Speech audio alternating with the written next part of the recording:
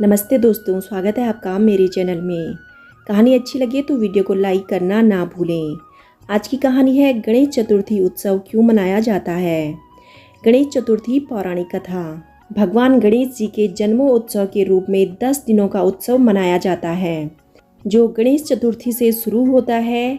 गणेश चतुर्थी के दिन बप्पा को घर लाया जाता है और 10 दिनों तक विधि विधान से उनकी पूजा करने के बाद अनंत चतुर्दशी के दिन उनका विसर्जन कर दिया जाता है। इस साल गणेश चतुर्थी 7 सितंबर से मनाई जाएगी। गणेश उत्सव का महत्व। भगवान गणेश जी को सौभाग्य, स्मृति और ज्ञान का देवता माना जाता है। ऐसे में गणेश पूजन से घर में सुख स्मृति का वास होता है। मान्यता ये भी है कि गणेश उत्सव के 10 दिनों तक भगवान गणेश जी पृथ्वी पर ही रहते हैं और अपने भक्तों के कष्टों को दूर करते हैं। ऐसे में भक्त भी बप्पा को प्रसन्न करने के लिए हर जतन करते हैं। महाराष्ट्र, गोवा और तेलंगाना आदि राज्यों में यह त्यौहार काफ़ी लोकप्रिय है। इन राज्यों में गणपति जी के विशाल पंडाल लगते हैं। इस दिन सभी घरों में भगवान गणेश जी की प्रतिमा का भव्य स्वागत किया जाता है। साथ ही गणेश चतुर्थी का व्रत भी रखा जाता है। इस तिथि को व्रत रखने से व्रती को जीवन में सुख, स्मृति और अनेक लाभ भी प्राप्त होते हैं। क्यों मनाई जाती है गणेश चतुर्थी। गणेश चतुर्थी भगवान गणेश जी के जन्मोत्सव के रूप में मनाई जाती है। पौराणिक कथाओं के मुताबिक भगवान गणेश जी का जन्म भाद्रपद मास के शुक्ल पक्ष की चतुर्थी तिथि को हुआ था। गणेश उत्सव के दौरान सभी लोग बप्पा को घरों में विराजमान करते हैं।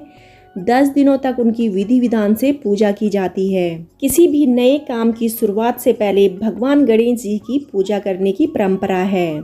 गणेश जी को विघ्नहर्ता कहा जाता है, जो आपके जीवन में आने वाले सभी दुख दर्द को दूर करते हैं। गणेश उत्सव मनाने की परंपरा महाराष्ट्र में छत्रपति शिवाजी महाराज के समय से ही है।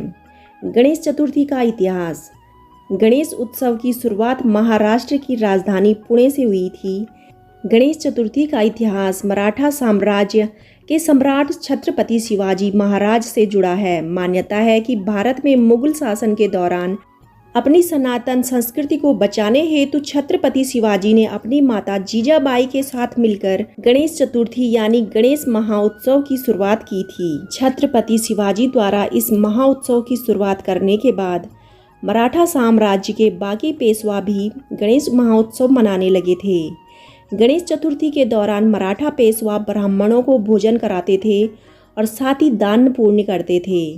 पेशवाओं के बाद ब्रिटिश हुकूमत ने भारत में हिंदुस्तान के सभी पर्वों पर रोक लगा दी, लेकिन फिर भी बाल गंगाधर तिलक ने गणेश चतुर्थी के महोत्सव को दोबारा मनाने की शुरुआत की। इसके बाद 1892 में भाऊ साहब जावले द्वारा पहली गणेश मूर्ति की स्थापना की गई। कैसे हुई गणपति विसर्जन की शुरुआत। गणेश चतुर्थी के दिन गणेश जी की स्थापना करने की मान्यता है और उसके 10 दिन बाद उसका विसर्जन किया जाता है। कई लोग यह जानने के लिए उत्सुक होंगे कि आखिर भगवान गणेश जी को इतनी श्रद्धा के साथ लाने और पूजने के बाद उन्हें विसर्जित क्यों किया जाता है। धर्मशास्त्रों के अनुसार इसके पीछे एक बेहद ही महत्वपूर्ण कथा छिपी हुई है।